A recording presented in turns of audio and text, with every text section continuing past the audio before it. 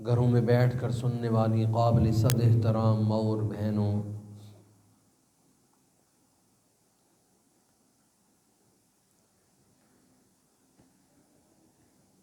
آج کی دنیا اس کی متلاشی ہے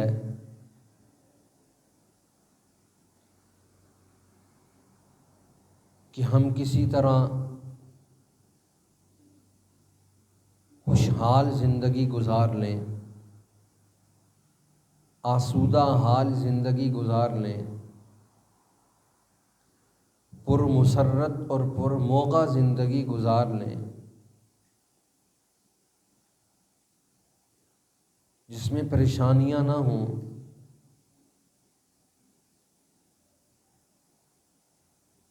آج دنیا کے تمام فلسفے، دنیا کی تمام بڑی بڑی اقوام، دنیا کی بڑی بڑی سلطنتیں، دنیا کی بڑی بڑی پارلیمنٹس وہ اسی کوشش اور فکر میں ہیں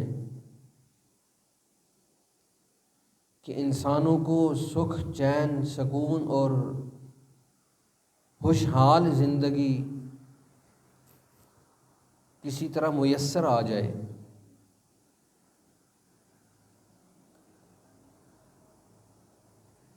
اسلام اپنے ماننے والوں کو یہ دعوت فکر دیتا ہے، اگر تم یہ چاہتے ہو تمہاری زندگی میں آسودگی پیدا ہو جائے، خوشحالی اور ترقی پیدا ہو جائے،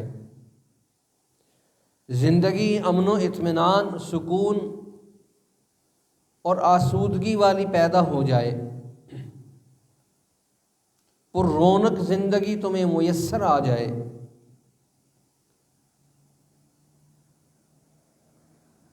آج کی قرآن مجید کی یہ آیت ایمان والوں کو یہ دعوت فکر دیتی ہے۔ اگر اس زندگی کی خواہش مند ہو، ان اصولوں کو اپنی زندگی کا حصہ بنا لو، تم جو سوچ رہے ہو تمہیں مل جائے گا۔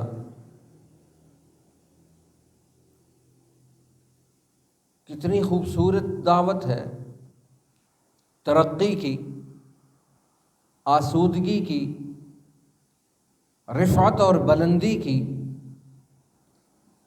کامیاب انسانوں کی زندگی، پرتعیش زندگی، سکون، راحت اور اطمینان والی زندگی۔ قرآن مجید اس آیت کے اندر ایمان والوں کو دعوت فکر دیتا ہے، کہاں جا رہے ہو؟ دنیا کے کس کس مذہب اور فلسفے کو مطالعہ کرو گے؟ دنیا کے کس کس بائیلاز کا اسٹڈی کرو گے؟ کیپٹلزم کا مطالعہ کرو، سوشلزم کا مطالعہ کرو، دنیا کے دیگر جتنے ازمز ہیں ان کا مطالعہ کرو۔ جو قرآن مجید، دین اسلام تمہیں جو اصول اور قانون دیتا ہے، وہاں جا کر تم جب وہاں دیکھو گے تمہیں وہاں اندھیرا نظر آئے گا۔ اسلام روشنی کا مینار ہے، اسلام اجالوں کا مینار ہے۔ تاریکیاں جٹ جاتی ہیں جب اس کی اصولوں اور قانونوں کو انسان اپنی زندگی کا حصہ بنا لیتا ہے۔ قرآن مجید اپنے ایمان والوں کو، اپنے ماننے والوں کو اس آیت کے اندر یہ دعوت فکر دیتا ہے، من عمل صالحا من ذکر او انثى وهو مؤمن فلنحيينه حياة طیبہ۔ اور دنیا کے لوگوں، تم اگر سکون چاہتے ہو، اطمینان چاہتے ہو، زندگی کے اندر ترقی اور عروج چاہتے ہو تو من عمل صالحا، آج دنیا کے اندر اگر وہ آدمی کوئی یہ اصول اور قانون اپنی زندگی کا حصہ بنا لے اور پھر قربان جائیں اسلام کی دعوت فکر پر، اسلام نے یہ نہیں کہا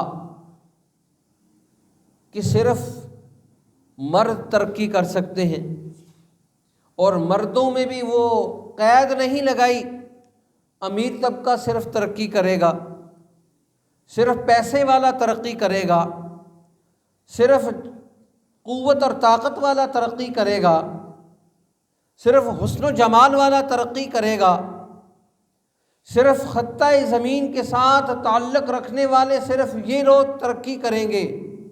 افریقہ کا رہنے والا، لبنان کا رہنے والا، پہاڑوں پر بسیرا کرنے والا، کسی خاص کیپٹل کے اندر رہنے والی وہ شخصیت جس کا صرف اتنا تعلق ہو، ایمان اس کے اندر موجود ہو، ایمان موجود ہے، وَهُوَ مُؤْمِنٌ، اور قرآن مجید نے بڑی شاندار بات کہی، ایمان موجود ہے، اور ایمان کے ساتھ فرمایا مرد ہو، من ذکر او انثی، مرد ہو یا عورت ہو۔ اگر عورت ترقی کرنا چاہے تو اسلام اس کو بھی ترقی کا راستہ فراہم کرتا ہے، اس کے لیے قدغن نہیں لگاتا، اس کے لیے بیریئرز نہیں کھڑے کرتا۔ یورپ کا سماج، عرب کا وہ سماج جو عورت کو ایک خریدنی اور فروختنی چیز تصور کرتا تھا، اسلام نے آ کر ان سارے اصولوں اور قانونوں کو ختم کر دیا۔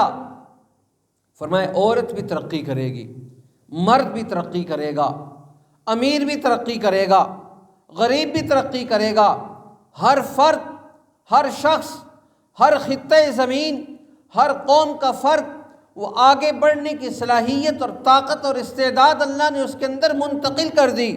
شرط یہ ہے من عمل صالحا، مرد ہو یا عورت ہو، اگر وہ اپنی زندگی کی بنیادوں میں ان 7 چیزوں کو داخل کر لے گا ضرور ترقی کرے گا۔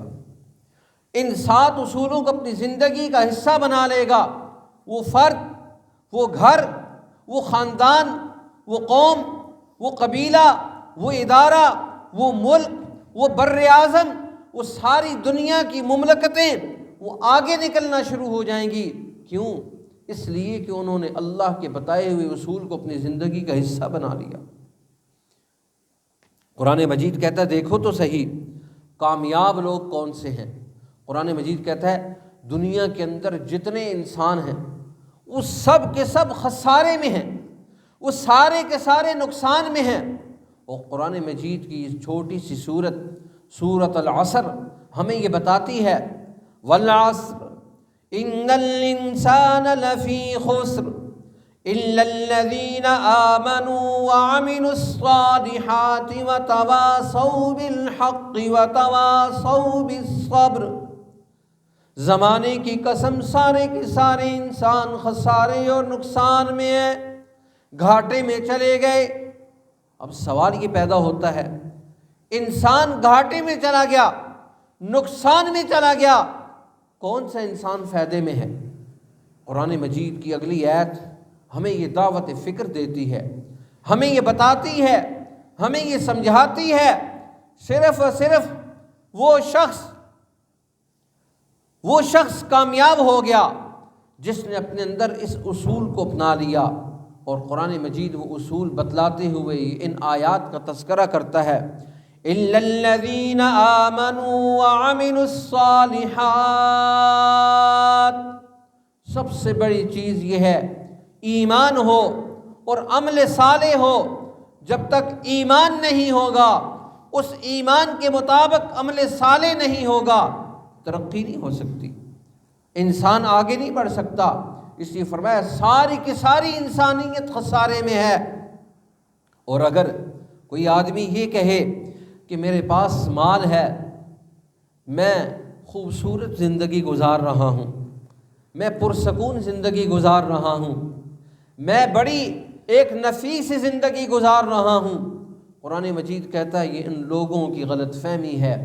آج بھی دنیا کے اندر وہ لوگ موجود ہیں، وہ خاندان موجود ہیں جن کے پاس اولاد کی کمی نہیں، جن کے پاس مال کی کمی نہیں، جن کے پاس قوتوں اور طاقتوں کی کمی نہیں، جن کے پاس بلڈنگوں کی کمی نہیں، جن کے پاس گاڑیوں اور اسباب اور وسائل اور قوتوں اور طاقتوں کی کمی نہیں۔ قرآن مجید کہتا ہے ان لوگوں کی زندگی کا مطالعہ تو کر کے دیکھو۔ اور قرآن مجید کی آیت انسان کو اس کی طرف متوجہ کرتی ہے۔ اللہ نے اپنے محبوب کو فرمایا فَلَا تُعْجِبْكَ أَمْوَالُهُمْ وَأَوْلَادُهُمْ، اے میرے محبوب ان کا مال اور ان کی اولاد آپ کو تعجب میں نہ ڈالے۔ ان کا مال، ان کی اولاد، ان کے یہ سارے وسائل زندگی آپ کو تعجب میں نہ ڈال دیں۔ انما یرید اللہ تو یہ چاہتے ہیں لیعذبہم بہا فی الحیات الدنیا، اللہ تو یہ چاہتا ہے اس مال اور اس اولاد کی وجہ سے ہم ان کو دنیا کے اندر عذاب میں مبتلا کر دیں۔ اللہ کہتا ہے تم کیا سمجھتے ہو، مال دیا ہوا میرا، اولاد دی ہوئی میری، وسائل معیشت دی ہوئے میرے، تم سکون کی زندگی گزار لوگے۔ آج دنیا کے اندر کتنی خوش کشیاں ہیں، خودکشیوں کا آپ مطالعہ کر کے دیکھیں، آپ کو کثرت کے ساتھ نظر آئے گا وہ لوگ خودکشیاں کرتے ہیں جو آسودہ حال تھے، مال تھا، اولاد تھی، گھروں کے اندر کاروباری زندگی تھا، ہر طرف فراوانی نعمت تھی، لیکن دل کے اندر سکون نہیں تھا، اطمینان نہیں تھا۔ آج دنیا سمجھتی ہے پیسہ مل جائے تو سکون آ جائے گا، پیسہ مل جائے تو ہم ہر چیز کو خرید سکتے ہیں۔ اور دنیا کے لوگوں ذرا مطالعہ تو کر کے دیکھو ان لوگوں کا، ان خاندانوں کا جن کے پاس مال موجود ہے لیکن وہاں پر سکون نام کی کوئی چیز نہیں ہے، اطمینان نام کی کوئی چیز نہیں ہے۔ قرآن مجید نے جس زندگی کا دعویٰ کیا فَلَنُحْيِيَنَّهُ حَيَاةً طَيِّبَةً، ہم ان لوگوں کو حیات طیبہ دے دیں گے، پرسکون زندگی ہوگی، سہولت والی زندگی ہوگی، ان کی زندگی کے اندر پریشانیاں نہیں ہوں گی۔ جس آدمی کے پاس مال ہو لیکن پریشانیاں ساتھ ہوں، اس لیے مفسرین نے یہ کہا، نبی اکرم صلی اللہ علیہ وسلم سے پوچھا گیا حیاتاً طیبہ کیا ہے، پرسکون زندگی کس چیز کا نام ہے؟ اللہ کے حبیب صلی اللہ علیہ وسلم نے فرمایا قد افلح، وہ شخص کامیاب ہو گیا جس کو اسلم، ایسا اس کو رزق ملا جس کے اندر قناعت موجود ہے، رزق حلال اس کو دے دیا گیا اور وہ اس کی زندگی کے اندر وہ رزق اس کو کفایت کر گیا، کافی ہو گیا، اور اس کی زبان پر شکر کے الفاظ موجود ہیں۔ کسی ایک آدمی نے ایک شخص کو دیکھا جس کو چیتے نے زخمی کر دیا، اور وہ ایک نہر کے کنارے بیٹھا ہوا، چیتے کا زخم ہے، نہر کے کنارے بیٹھا ہے، زخموں سے چور ہے، اور وہاں پر پیپ اور پس موجود ہے، پریشانی کے عالم میں ہے، اور حال اس کا یہ ہے اس کی زبان پر شکر ہے۔ کسی گزرنے والے نے کہا اللہ کے بندے کس پر شکر ادا کر رہا ہے، چیتے نے تجھے کاٹ لیا، زخموں سے چور پڑا ہوا، مصیبت میں پڑا ہوا، قربان جائیں اس کی زندگی پر، اس کے سوچنے پر، اس کے سمجھنے پر۔ اس نے کہا چیتے نے کاٹ لیا، غم ہے، لیکن میں اس اللہ کا کیوں نہ شکر ادا کروں جس نے مجھے شکر والی زبان عطا کی ہے، شکر والی زبان عطا کی ہے، اور ذکر کرنے والا قلب عطا کیا۔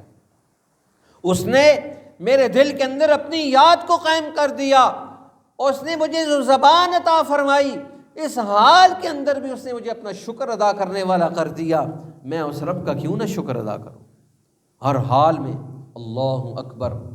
ہمارے بزرگوں میں سے حضرت شیخ الہند مولانا محمود الحسن رحمۃ اللہ علیہ مالٹا کی جیل میں ہیں، انگریزوں نے ان کو قید کر دیا، اور صرف اتنا کہا، صرف آپ ایک فتویٰ دے دیں، صرف ایک فتویٰ دے دیں، انگریز کے خلاف آپ نہ جائیں، صرف فتویٰ دے دیں، آپ کو یہاں سے رہا کر دیں گے، بڑے بڑے دارالعلوم بنا کے دیں گے، بڑے بڑے ادارے بنا کے دیں گے، سب کچھ آپ کے لیے حاضر ہو جائے گا۔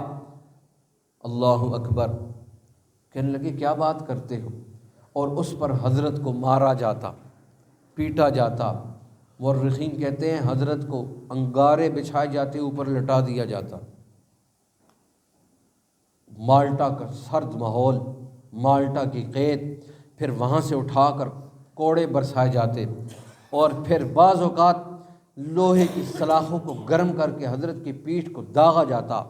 لیکن شیخ الہند مولانا محمود الحسن رحمہ اللہ اسی پوری قوت، استقامت اور استقلال کے ساتھ وہاں ہیں، ہر روز 10 پارے قرآن مجید کا وہاں پر پڑھتے ہیں۔ اللہ اکبر، اور زبان پر شکر موجود ہے، دل میں ذکر موجود ہے۔ کسی نے کہا حضرت کس چیز کا شکر کر رہے ہیں، کس مصیبت میں گرفتار ہیں؟ روز مارا جاتا ہے، روز پیٹا جاتا ہے، روز تشدد کیا جاتا ہے۔ مالٹا کا وہ سخت ترین ماحول، مالٹا کا وہ جیل جس کو آج بھی جیلیں دیکھیں تو وہ پناہ مانگے، ایسی جیل تھی۔ کہنے لگے حضرت کس چیز پر شکر ہے؟ اللہ اکبر، حضرت نے بڑا عجیب جواب فرمایا، کہنے لگے میں اس پر اللہ کا شکر ادا کر رہا ہوں، اللہ نے مصیبت میں گرفتار کیا، معصیت میں گرفتار نہیں کی۔ اللہ نے مصیبت میں گرفتار کیا ہے، آزمائش میں گرفتار کیا ہے۔ جسم پر آزمائش ہے لیکن روح تو صاف ہے، جسم پر آزمائش ہے لیکن ایمان تو بچا ہوا۔ جس آدمی کا جسم بھی چلا جائے، ایمان بھی چلا جائے، اس کا تو سب کچھ چلا گیا۔ کتنی بڑی سوچ ہے۔ کہنے لگے اللہ کا شکر ادا کیوں نہ کروں، اللہ کا میں شکر ادا کیوں نہ کروں جس نے مجھے وہ زبان عطا فرمائی، اس حال میں بھی میں اللہ کا شکر ادا کر رہا ہوں۔ اما عائشہ صدیقہ رضی اللہ تعالی عنہ گھر میں موجود ہیں، عفیفہ کائنات دیکھتی ہیں اللہ کے حبیب صلی اللہ علیہ وسلم ساری رات مصلی پر کھڑے ہیں، اتنا طویل قیام ہے کہ کیا ہی بات ہے، پھر اتنا طویل رکوع، پھر اتنا طویل سجدہ، اتنی طویل رکوع سجود اور قیام کے بعد اللہ کے حبیب صلی اللہ علیہ وسلم کے قدم مبارک اتنے سوج گئے۔ اور پھر اما عائشہ فرماتی ہیں میں نے دیکھا حتیٰ توارت قدما، اللہ کے حبیب صلی اللہ علیہ وسلم کے قدم مبارک سوج سوج کر موٹے ہو گئے۔ میں نے کہا اللہ کے حبیب صلی اللہ علیہ وسلم قد غفرت لک، اللہ نے آپ کو معاف کیا ہوا ہے، جنت آپ کی منتظر، جنت الفردوس آپ کی منتظر، ساری جنتیں آپ کو دیکھنے کے لیے مشتاق، ساری جنتوں کی نعمتیں آپ کے لیے وہاں پر انتظار میں ہیں، اور آپ اس قدر جس کے گناہ معاف ہو چکے، گناہ ہے ہی نہیں، اللہ نے وعدہ کر لیا۔ بڑا عجیب جملہ ارشاد فرمایا اللہ کے حبیب صلی اللہ علیہ وسلم نے، یا عائشہ فلا اکون عبدا شکورا، عائشہ میں اللہ کا شکر گزار بندہ نہ بنوں جس نے مجھے زمین سے اٹھایا اور عرشوں پر بلا لیا، جس نے مجھے امام الانبیاء بنا دیا، جس نے میری مغفرت اور بخشش کا اعلان کر دیا، جس نے مجھے جنت اور جہنم کا وارث بنا دیا۔ دیکھیں تو صحیح کتنا بڑا ذہن ہے، اتنا بڑا انعام موجود ہے، پھر اس کے باوجود بھی افلا اکون عبدا شکورا، میں اللہ کا وہ بندہ نہ بنوں جو شکر کرنے والا ہو۔ اس لیے ایمان ہے، ایمان کے مطابق عمل صالح ہے، پھر انسان کو شکر کرنے والی زبان مل جائے، شکر کرنے والی زبان مل جائے۔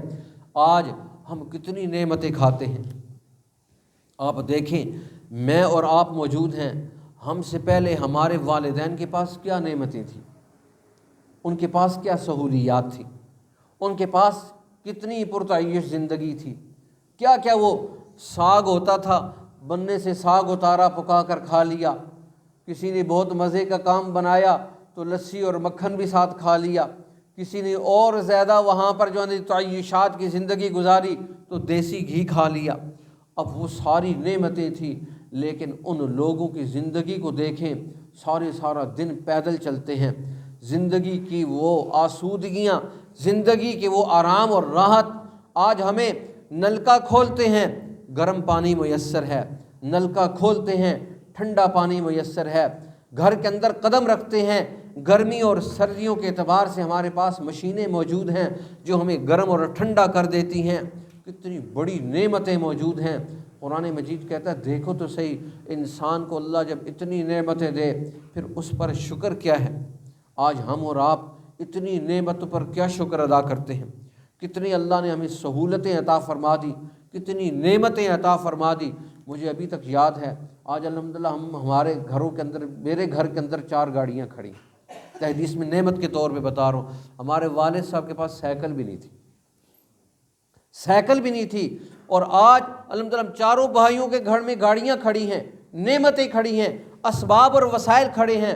آپ میں سے ہر فرد یہ دیکھے ہمارے پچھلوں کے پاس کیا تھا، آج ہمارے پاس کیا ہے، ہمارے پچھلوں کے پاس کیا تھا، ہمارے پاس کیا ہے، اور ان کی شکر کی کیفیت کیا تھی، آج ہماری شکر کی کیفیت کیا ہے۔ نعمتیں ہمارے پاس، اسباب اور وسائل ہمارے پاس، لیکن کفران نعمت کی طرف ہم جا رہے ہیں۔ قرآن مجید کہتا ہے جب شکر کرو گے لئن شکرتم لازیدنکم، شکر کر کے تو دیکھو، میں نعمت میں اضافہ کرتا چلا جاؤں گا، میں تمہارے لیے نعمت میں اضافہ کرتا چلا جاؤں گا۔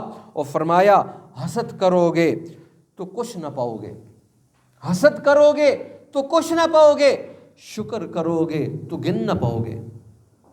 آج ہم حسد کی آگ میں جل رہے ہیں، اس کے پاس یہ کیوں ہے، اس کے پاس یہ کیا ہے، اس کے پاس یہ کیسے آ گئی ہے۔ یہ حسد کی زندگی ہماری زندگی کو سکون سے خالی کر دیا، اطمینان اور راحت سے خالی کر دیا۔ اس دور کے اندر ہر آدمی کے پاس زندگی تھی لیکن سکون تھا، اطمینان تھا۔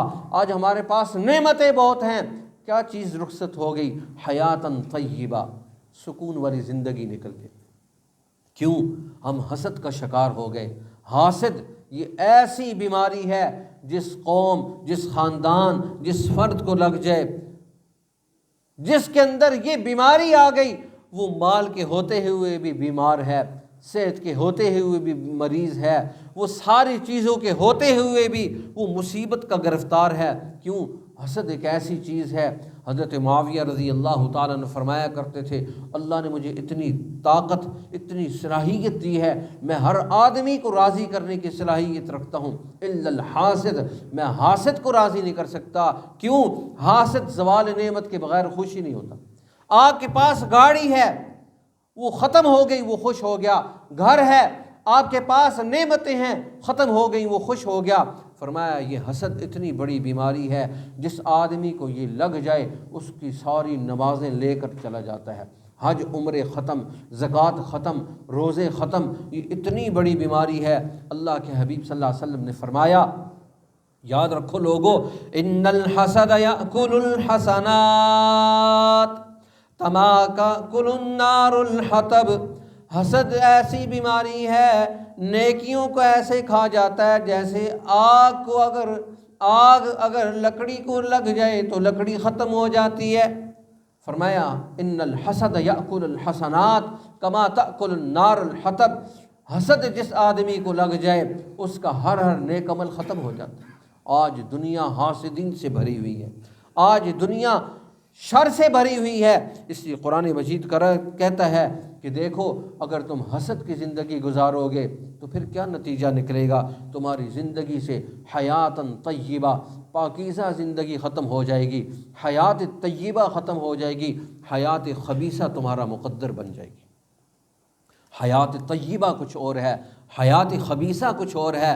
آج زندگی بہت ہے، مال اور اسباب بہت ہیں، لیکن آج لوگوں کے اندر حسد کی بنیاد پر، بغض کی بنیاد پر، کینہ پروری کی بنیاد پر زندگی سے سکون رخصت ہو گیا، اطمینان رخصت ہو گیا۔ اور قرآن مجید کی وہ آیت مجھے وہ دوبارہ یہ بتلاتی ہے قرآن مجید کہتا ہے نبی آپ پریشان نہ ہوں، ان لوگوں کو دیکھتے ہیں ان کے پاس فلا تعجبک اموالہم و اولادہم، ان کے مال اور اولاد کو دیکھ کر آپ تعجب کرتے ہیں، اللہ نے اتنا کچھ ان کو دے دیا۔ اللہ کہتا ہے میرے نبی، اے میرے محبوب، یاد رکھنا یہی مال، یہی اولاد، یہی نعمتیں فَلَنُحْيِيَنَّهُ حَيَاتًا طَيِّبَةً کے بجائے حیات خبیثہ بنا دیں گے۔ فَلَا تُعْجِبْكَ أَمْوَالُهُمْ وَأَوْلَادُهُمْ إِنَّمَا يُرِيدُ اللَّهُ، اللہ اس مال اور اولاد سے یہ ارادہ کر چکا ہے کہ ان کی زندگی کو لِيُعَذِّبَهُمْ بِهَا فِي الْحَيَاةِ الدُّنْيَا، ہم ان کی زندگی کے لیے عذاب بنا دیں۔ آج کتنے لوگ ہیں، میرے سے کتنے لوگوں نے کہا کاش یہ اولاد نہ ہوتی تو کیا ہی اچھا ہوتا۔ یہ مال، اس لیے کہتے ہیں جہاں مال آتا ہے وہاں وبال بھی آتا ہے، جہاں مال آتا ہے وہاں وبال بھی آتا ہے۔ سب سے وبال کیا ہے؟ انسان سب سے پہلے معصیت کی طرف جاتا ہے، گناہ کی طرف جاتا ہے۔ اس لیے فرمایا جب تم شکر کرو گے تو نتیجہ کیا نکلے گا؟ تمہاری زندگی معصیت کی طرف نہیں جائے گی بلکہ حیاتاً طیبہ کی طرف جائے گی، حیات خبیثہ کی طرف تمہارا قدم نہیں اٹھے گا۔ انشاءاللہ باقی آئندہ جمعہ میں اس کی 7 اصولوں میں سے باقی اصولوں کا تذکرہ ہوگا۔ اللہ